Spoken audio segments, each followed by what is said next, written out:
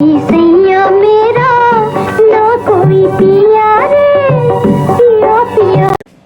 कहानी की शुरुआत रेहाना नामी अल्ट्रा मॉडर्न लड़की से होती है जो दोस्तों के साथ डांस पार्टी अटेंड कर रही है। दूसरी तरफ दिखाया जाता है कि रेहाना का वालिद खान ज़मान रेहाना की नैनी से बाज़पुर्स कर रहा है कि मैंने रेहाना को एक अच्छी तरबियत के लिए तुम्हारे हवाले किया था, मगर तुमने उसे क्या बना दिया है। वो कहती है मैंने उसे ज़माने के साथ चलने का काबिल बनाया है, वरना वो बहुत पीछे रह जाती। और इस मौके पर रेहाना की एंट्री होती है। वो एक जदीद बिगड़ी नस्ल के अंदाज़ में अपने बाप से बात करती है और बाप एक मजबूर बेकस इंसान की तरह उससे उसके सुधरने की गुजारिश करता है, मगर रेहाना जो हद से ज़्यादा बिगड़ चुकी है वो नहीं मानती। इधर उसकी नैनी भी रेहाना की तरफदारी करती है। ये फ़िल्म का इब्तिदाई सीन था जिसमें साफ वाज़ेह था कि बच्चों की तरबियत माँ बाप ना कर पाएँ तो औलाद क्या बन सकती है। दूसरे सीन में रेहाना की शादी अख्तर मिर्ज़ा से दिखाई जाती है जो खान ज़मान के ऑफ़िस में काम करता है। अख्तर सीधा साधा नौजवान है जिसने खान ज़मान के एहतराम में उनकी गुजारिश को मंजूर किया। शादी के बाद रेहाना के रंग ढंग नहीं बदलते और अख्तर पर रेहाना के कई और राज खुलते चले जाते हैं। अख्तर जो रेहाना की तरफ से इज़्ज़त चाहता है वो उसे नहीं मिलती, जो उसके लिए तकलीफ़ का बाइस बनता है। यहाँ रेहाना अपनी नैनी के साथ मिलकर आए रोज़ दोस्तों के साथ पार्टी का इंतज़ाम करती रहती है, जो बेहुदगी और लिचरबाजी का बाज़ार गर्म करे हुए थी। ये बात अख्तर को कतई पसंद न थी और यही से इन दोनों के इख्तिलाफ़ात, लड़ाई झगड़े रोज़ का मामूल बनते चले जाते हैं। इसी तरह एक रोज़ पार्टी में अख्तर से बर्दाश्त नहीं होता और वो रेहाना के एक दोस्त की पिटाई कर देता है।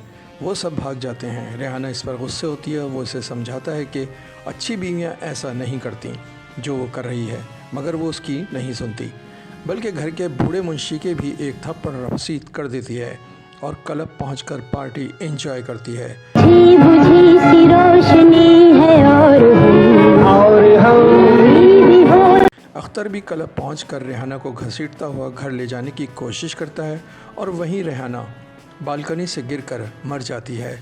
रेहाना के मरने के बाद अख्तर अपने आप को इस हादसे का कसूरवार समझ लेता है और पागलों की कैफियत में मारा मारा घूमने लगता है। इसकी इस हालत को देखते हुए खान ज़मान उसे उसकी मर्ज़ी से ज़िंदगी गुजारने की सलाह देते हैं और उसे कुछ दिन अपने पहाड़ी बंगले पर भेज देते हैं ताकि ताज़ा आबो हवा से अख्तर की जहनी हालत में कुछ बेहतरी आ सके। यहाँ वो शेदा नामी अपने चौकीदार को ख़त लिख कर अख्तर की पेशगी इतला देते हैं। बिलाखिर अख्तर पहाड़ी बंगले पर पहुँच जाता है। पहली मुलाकात में शेदा की बहन शादा अख्तर की जहनी हालत देखकर परेशान होती है। शादा जब अख्तर की दुख भरी कहानी सुनती है तो वो उसको नॉर्मल करने में उसकी मदद करती है और उसे वहाँ के पुरफ़ज़ा इलाक़ों की सैर कराती है और फिर दिन इसी तरह गुजरते जाते हैं।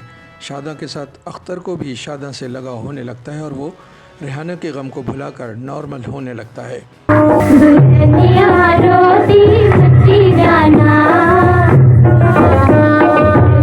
और फिर ऐसे में एक मुसीबत से अख्तर की ज़िंदगी में भूचाल आ जाता है।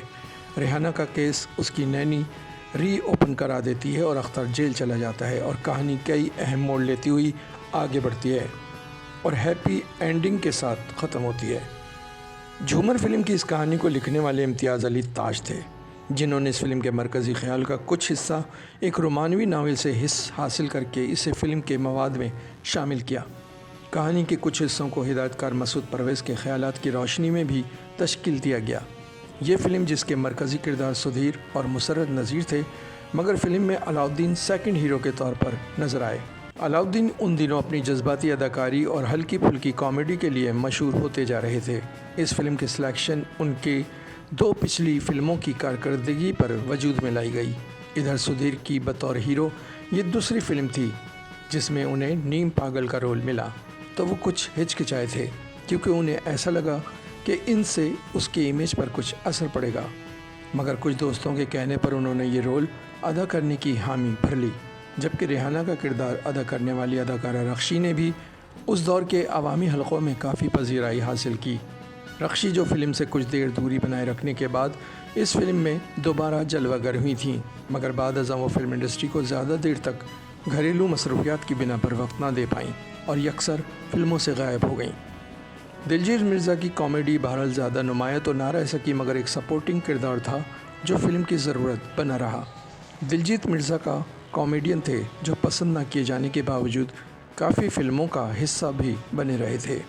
उन्होंने हमेशा नेगेटिव कॉमेडियन के किरदार ही अदा किए थे और यही वजह थी कि वो ऐसे किरदारों के लिए मखसूस होकर रह गए थे। जबकि मुसर्रत नज़ीर को ये फ़िल्म एक बड़ी अदाकारा के ड्रॉप होने के बाद मिली थी। मुसर्रत नज़ीर का उन दिनों गुलकारी की तरफ रुझान बढ़ रहा था, मगर कोई ऑफ़र ना होने की वजह से उन्होंने फ़िलहाल अदाकारी को जारी रखने का इरादा किया। झूमर फ़िल्म के प्रोड्यूसर मारूफ ख्वाजा खुर्शीद अनवर थे, जबकि फ़िल्म की मौसीकी से भी ख्वाजा खुर्शीद अनवर ने ही आरास्ता किया। उनकी इस फिल्म के लिए तश्कील दी गई मौसीकी ने धूम मचाई और हर तरफ इस फिल्म के गाने काफ़ी अरसे तक सुने जाते रहे। गुलकारान में आयरन परवीन, नाहिद नियाज़ी, मुनीर हुसैन ने आवाज़ों का जादू जगाया। इस फिल्म को ठीक 6 नवंबर 1959 को सिनेमा पर रिलीज़ किया गया था, जिसने 1959 के 2 शोबों में निगार अवार्ड हासिल किए, जबकि मुसर्रत नज़ीर को बेस्ट अदाकारा के निगार अवार्ड से नवाजा गया था।